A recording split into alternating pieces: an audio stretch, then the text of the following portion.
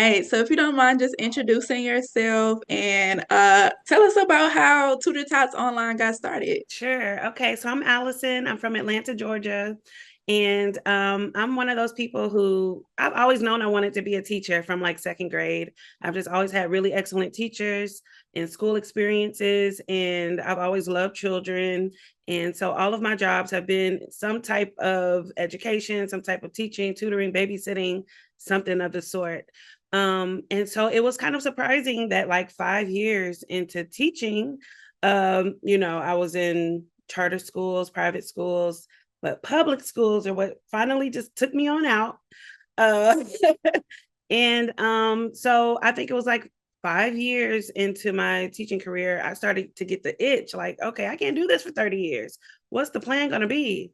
And so when the pandemic happened, right, that's like a common thing. The pandemic really forced us to pivot, like it forced us to rethink the whole situation. It did. And I got to work from home, and I'm introverted. And so I loved it, not having to wake up at 5 in the morning and rush through Atlanta traffic to get to work. And so I was determined to figure it out. Like I still wanted my students to feel connected with me. I still wanted my students to enjoy learning, and I wanted the parents to not be stressed out. So the summer before I was like really going virtual with my kindergarten class. I was teaching kindergarten.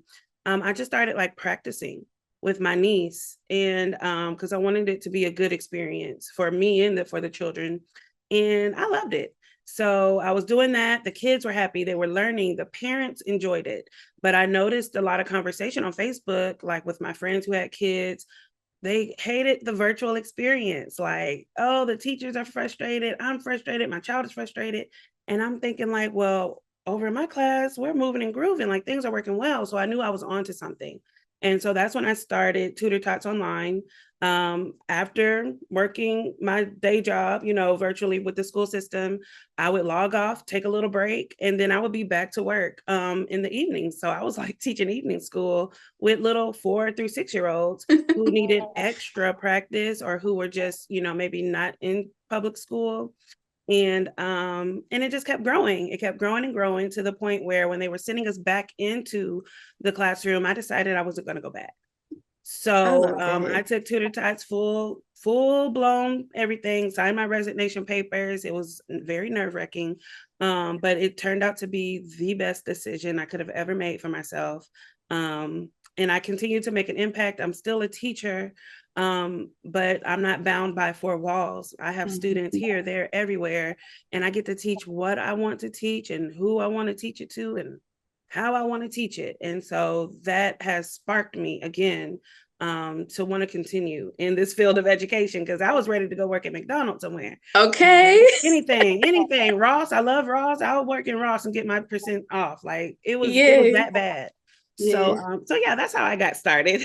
Yes, I love how we both have like that similar experience of like the public school trauma.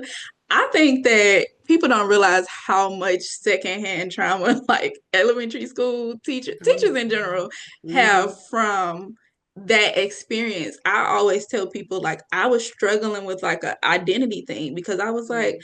I know that I'm really passionate about education, but this system that I'm doing it in just ain't working. And Right. so I love that aha moment. I think so many teachers are even more now having that aha moment of like, no, this is what I love to do, but this isn't how I love to do it. And I Mhm. think we're kind of creating our own lane in that way. I also saw you posted not too long ago. I'm not a creep. I just literally have been following, like I've been following so many pages and individuals in this world because I think that it's important that like other people know that this alternative education style world exists, especially in our community and in our culture. And I saw you said something along the lines of like, I didn't think I was a micro school, but I am. Can you speak more to what that moment that evolution of like, oh, I am this. How did that happen? Yeah, so the buzzword micro school has been floating around for the past a few years, right? And so I knew about it, but I wasn't sure like people would say, oh, you're a micro school. And I'm like, well, I'm more like a homeschool program. You know, I didn't really know what it was I wanted to call Tutor Tots Online, because the word tutor makes you just think, oh, she's a tutor.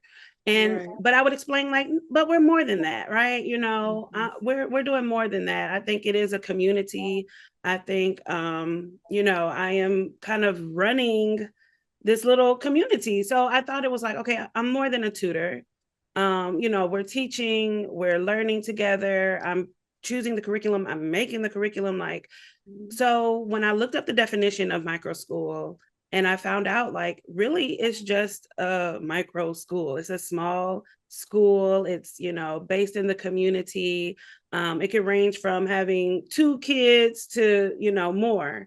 Um, and I realized just reading that definition, like, okay, I'm a micro school. This is what I've been building for the past 5 years. So I'm getting used to the term and getting used to calling it Yeah. that. Because, you know, like I was saying in that post, was I always thought like you had to have a brick and mortar. You Mhm. had to have, you know, like it was like a private school vibe. And I Mhm. know that that's not really what my program is. So yeah, but I'm a micro school, I guess. You are. I'm owning up to it. I eventually want a physical space for Sparks Mhm. Village. Do you have that same desire for Tutor Tots, or are you like, I just want to stick to the You know digital? what? That was my first dream. Like, I wanted to have my own school, my own brick and mortar, to the point where I was like, you know, I could start in my house, Yep. like, you know, get the basement updated. Like, really, I was looking around for homes to do that. And the virtual thing, like, I was like, this is my way to have my own school without such a large overhead. Mhm. Because what I do know about, you know, running a business or having a school, it's a business. It's a It's a business. And so business. with that, it can go up and down. It depends on the Yep. economy, you know. And I just knew, like, I didn't want to put that extra stress on myself. Mhm. So virtual I really love, because I could set up anywhere Yep. and still do what I need to do. It's still helping children learn. So I think I've kind of distanced myself from the brick and mortar for now, but you know, things change. Yeah, yeah, anything can happen. I love that you've like narrowed in on this and you just like taken off with it. Can you speak a little bit towards like why do you think that? Because I know a lot of people, specifically me even, when we have our toddler age children, the first thing that comes out of our mouths are they won't sit still long enough for online school. So, what is your response to that? Because I personally disagree with that. I feel like if your kids would sit on YouTube, if they would sit there and watch Bluey, they can sit in the class. So, like, speak to your theory, your experience with that age group and being online. That is the number one question I get from parents. It's like, I don't think this is going to work. They're not going to sit down. You know, when they find out that my classes are an hour long, they're like, oh, no, never mind. But Yeah. what I say is, you know, I will be honest. Like, I'll say the first couple of classes may be a little difficult, and that's okay. You know, you could turn your camera off, you could go take a break. But in my experience, I've never really had a student to need to do that. Mhm. So I think it really depends on the curriculum, the program, the way that you're teaching. And so my number one tip for that is to follow their attention span. You know, I'm not going to spend a whole hour doing one thing. Mhm. We are doing 15 minutes of one activity and then we move on to the next. So it's changing. It's changing Yeah. every 15 minutes. It feels almost like a game. You Yeah. know, I feel like when I log on to Zoom, I'm the host. I'm Steve Harvey and I'm hosting a show, you know, and Yeah, that really is what it feels like. it is. So it does require a certain amount of energy, especially Mhm. dealing with, I think, with any learner, Yep. not just young children. You have to be, you know, entertaining, right? You Yeah. have to be entertaining and get them involved into it. So yeah, 15, I do like 15 minutes increments and we're moving to another topic. And then I also send materials to their homes. Yep. So it's not that they're just staring up at me at the screen all day. We're looking down at workbooks and we're playing with manipulatives and we're talking and we're sharing. Like, it's a lot Yeah. going on. So that hour, it goes by so It quick. goes by A lot of fast. times Yeah. we don't even finish everything that I have Mhm. planned. So yeah, I just always tell parents, give it a try. Just give it a try. It may Yeah. not be perfect the first time, but it gets better. Yeah. I love that. I think that like when you're competing against ads and Roblox and all of these things that are like moving fast, you just have to adapt because that's how their minds are already programmed to thinking. So if you're doing 15 minutes and then you're switching, like they're following along. I think some people think like, oh no, we have to stay on this until you master it or whatever the case may be. But it's like their brains, if you don't move on, their brain is Oh automatically yeah, they're moving on checking out. anyway. So it's Right. like, okay, so what advice would you give to those parents who do have children in that age range and they're like they're not reading yet or they're not meeting this goal and like the teacher is obviously like we've both been in the classroom, we know how the teacher like I just got to move on, but their kids aren't getting that thing. My advice is, you know what? The old age tale that parents, are the first teacher. And I think early intervention is going to be the key. You want to start early. And I know, especially in the homeschool community, that's one thing I had to learn coming out of the school system is that there's a lot of different ideas and philosophies to education. And so I had to Yeah. be really careful with my language when I was talking to homeschool parents because I was coming in like, first is this, and we have standards, the curriculum map, and da da da. But I realized, like, hold on, I can step back a little bit and just enjoy the moment. So that's one thing I do really appreciate about working with the homeschool community, is the different philosophies and not feeling the pressure to we have to take a test at the end of the year, so we have to do this. Yeah. It's not like that. So I would say first off is to be patient with the child, Mhm. but you do want to start at home. And my tips for parents are one, the best one is that you have to model reading. Your child should see you reading. Like if you're not, Yes. kids want to automatically do what you do. That's why they want to Yes. be on the tablet and on the phone because they see us on it. And they Okay. see that this is something normal. This is what we're supposed to be doing. So let them catch you reading a book, and it Mhm. doesn't have to necessarily be to them. Maybe it's a book of your Yeah. choice. Like, Yeah. hey guys, we're turning off the TV. Everybody go grab a book, get cozy. We're reading for 15 minutes. It doesn't even have to be a big inconvenience. So, and if your child's not reading, that reading looks different for different levels, right? It could Mhm. be flipping through the pages and Yep. retelling the story in their own words. Yep. It could be you pointing to different pictures in the book and just name this. You'll be Yeah. surprised how many kids I work with who are, 3, 4, 5, and I show them a picture of something and they don't know the name of it. And I'm thinking like, oh, but I'm sure you have this in your house. Like I'm sure you know what this is. So then instead of giving them the answer, I'll say, is this a refrigerator or is this a stove? Like give them options and then you want to just lead them Yeah. into the learning. So my other tip for reading is you should definitely be going to the library. That should Mhm. definitely be a part of your day to day. I mean, not every day, but your weekly schedule. Getting your child their own library card, I Mhm. think kind of puts that into their hand like, oh, this is special. Like reading is Yeah. something I need to be doing. Yeah. So take advantage of your local library. Um, and then I would say working on those letters, like that's the foundation. Really, the foundation is what I call not what I call, it's called concepts of print. And Yep. so that's just learning how reading works, that Mhm. how to hold a book properly, how to Yep. turn the pages, how to read from left to Left to right. right. Yep. Hmm. We have to start there first and then start worrying about letters and letter sounds and things like that.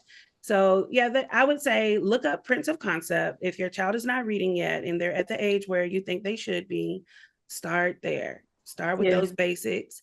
And then we start getting into letters and letter sounds, and then we start blending them together. And it takes a lot of patience. So, it's not a race. It's, you meet your child where they are, take your time, because what I believe is slow and steady wins the race. I agree. I love that advice. I think that, we see so many different types of parents. Like some are like, you need to do this by this age, and they're so like overbearing in a way. And then you see those other parents who are like really relaxed. And I think that, somewhere you have to meet somewhere in the middle of like, I Yeah. don't want to give you too much pressure to be doing this thing because obviously like that creates a lot of anxiety in kids. But I think, like you said, just creating that environment, creating that world where like the books are more important than the TV. My mom used Mhm. to say growing up, like, you should have more. bookshelves than TVs in your house. And that's Wow. always stuck with me. I And love so that. like my kids have always been like surrounded by books on a regular, like if you don't have anything to do, you could pick up a book. And Right. I tell them all the time, like they're not fluent readers where they're just reading an entire book, but they know how to sound out words and things like that. And I'm like, Mhm. well, make up something. Like if you pick up a book and you just want to make up the story based off of the pictures, that's still stimulating that activity. Like it's Absolutely. giving you a way to understand that like eventually you'll get to the point where what's on these pages are matching the picture, which is what you're doing when you're creating your own story anyway. So yeah, Exactly. I love that advice. When it comes to the current like political climate, Mm. educational climate, I think that a lot of families are in a place where they have to make a hard choice, right? And I think that, parenting is one thing when it comes to being intentional, but I think that a lot of the academic side has been put onto teachers and even some of the behavior and like morals and value side, if we're being honest. But I think that now, like, we're getting to a point where it's like, oh, you're not getting that from your teacher. Like it's just not happening. And parents are having to face that, like, oh, I have to raise my child. And I hate to say it like that, but I think that's a light bulb that's coming on, an epiphany for a lot of people right now. And with that, what steps do you think are very important for parents to take when they're thinking about the future of education for their children? Oh my goodness, that's a really great question. Um, I think, and I don't have any children, so I try to tread lightly on what I say to parents because it's like you have to kind of be in it to Yeah. really understand it, because I'm quick to say if I was a parent, I would, da, da, da.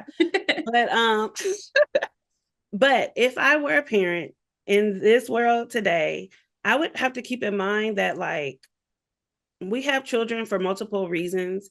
And I think a lot of parents have children because one day this child may be responsible for you.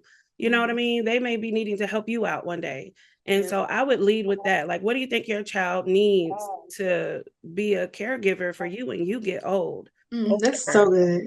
And just knowing that, like, okay, I want my child to be the president. In that case, like I need them to have the best opportunities. I need to Yes. put them in the best environments. I need to surround them with the best people that are going to make sure, because we know now as adults, like we understand childhood trauma.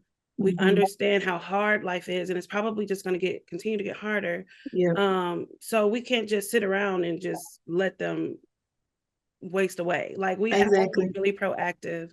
Mhm. And so with my niece and nephew, and I'm concerned about their education. I mean, they're both in excellent programs. I'm so proud of my brother and my sister-in-law for making sure that they are in the best positions that they can put them in. I Yeah. know that looks different for different people, Yeah. but we need to be exposing our children to lots of different things. We need to Mhm. be following their interests. I know a lot of times we say, "Oh, I want them to be like me when I was little. I want them to do Yeah. this and do all the things I didn't get to do," which is, that's a good thing too, right? We want to put them in different clubs and stuff, but really tap into what are your child's strengths and how can we Mhm. expand on that? I think that's really important. But going back to the education part of like, what is school looking like? You need to be, if your child is in school, do you know their teacher and how well do you know them? Like, I would Mhm. have such a good relationship with my child's teacher. I would want to know what are we learning this month and next month so I can help you out. Yep. Right. And I think teachers will appreciate that. Mhm. We need to be really considering, how do we feel about the school when we walk in? What's the culture like? Yep. When your What is child it comes giving? home, what are they telling you that they learned or who said what or how does their teacher make them feel? Like all of that is really important. And if you're not happy, then what are we doing about it? Do they Mhm. need a tutor after school?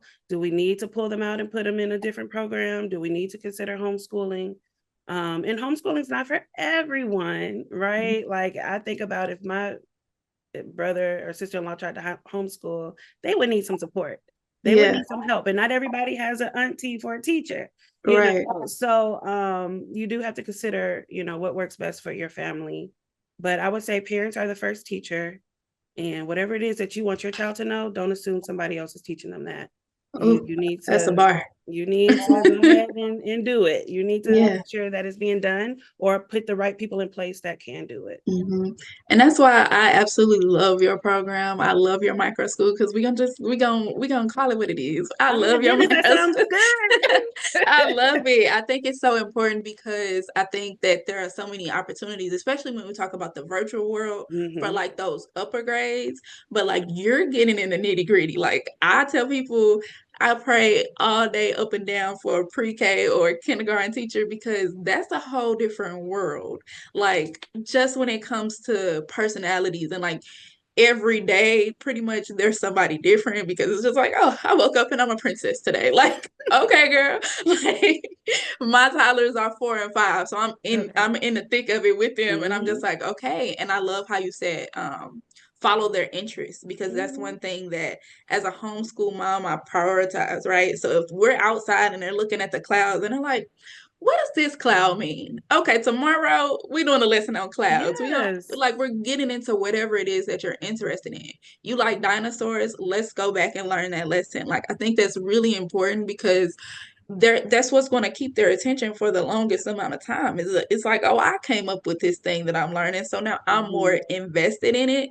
And I think that, so many times we kind of dismiss kids because it's like, oh, you're a kid, of course you want to learn about princesses or Right. clouds, but it's like that's important. Like we can create a whole reading lesson around this thing, Exactly. and you're getting what you need, but you're also getting it in a way that's like attractive to you. So I completely love what you have going on, and I think that it's so important that as we continue like in this alternative education space that people get to see that this is an option, because I think so many times like you just get caught up in I don't want to sound like a conspiracy theorist, but I call it the matrix.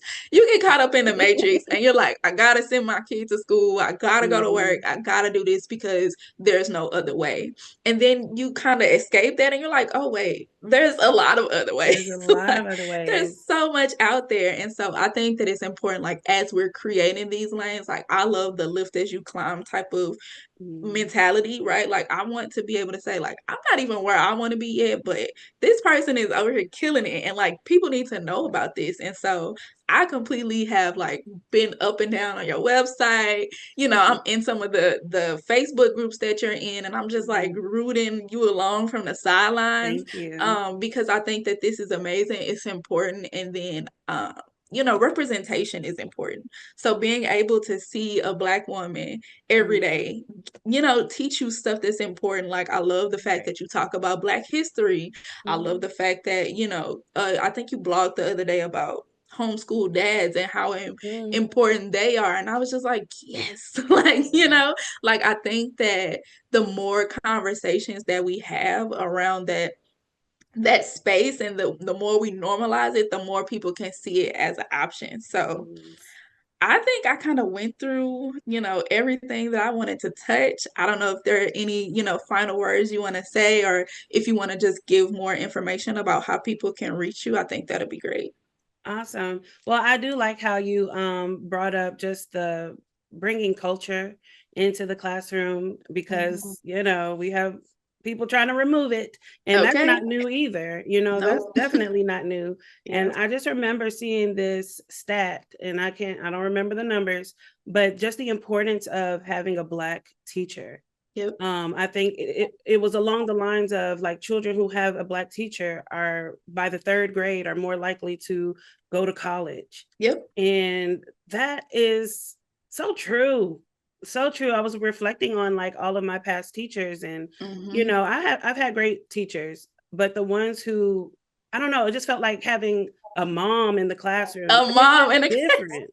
It's yeah. really different when you have a Black teacher. Yes.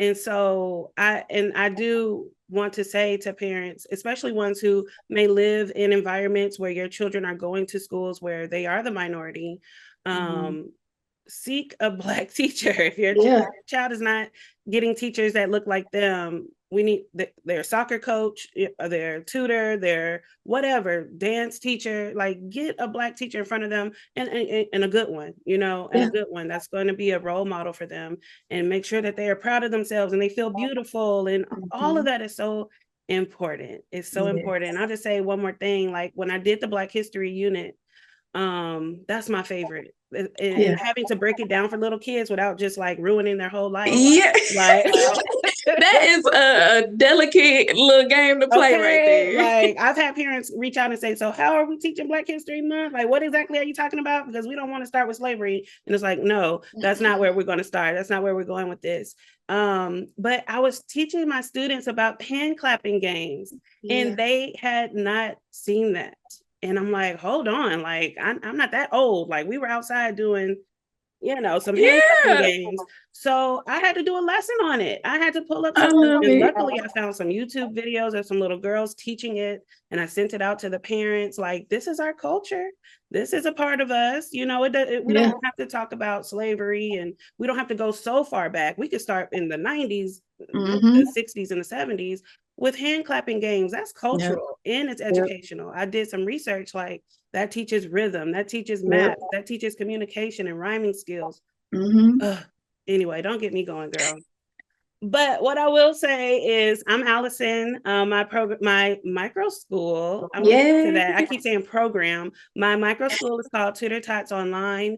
I work with the babies, the 3, 4, 5, 6-year-olds. And my real passion is literacy, early literacy, getting these babies to read so that when they get to 4th grade, we're not in that statistic of being below reading. So if reading is important to your child, definitely, follow me on social media at Tutor Tots Online. I'm going to be putting out more content and more tips up on that. But yeah, you can educate your child from home. Get the right resources, get the right curriculum, make your own, and keep these babies growing because we need them. Yeah, we could go on for days, I'm sure. I'm sure we could go on for days, but I just really wanted to just give you your flowers as much as possible and just tell you how much like I feel like this work is important. And I know that everybody might not appreciate it. Everybody might have some criticism, but the way the world is going, like we need these spaces. They're important, and they're going to be even more important in the days to come. So, just stay ready because God is going to overflow into your cup and it's just going to be everything that you want it to be and more. Abundance is upon you. So I receive it. Yes. But yeah, so I am just looking forward to the future for us. But I just wanted to ask you a couple questions, pick your brain and like create a relationship, a foundation for us to keep this going.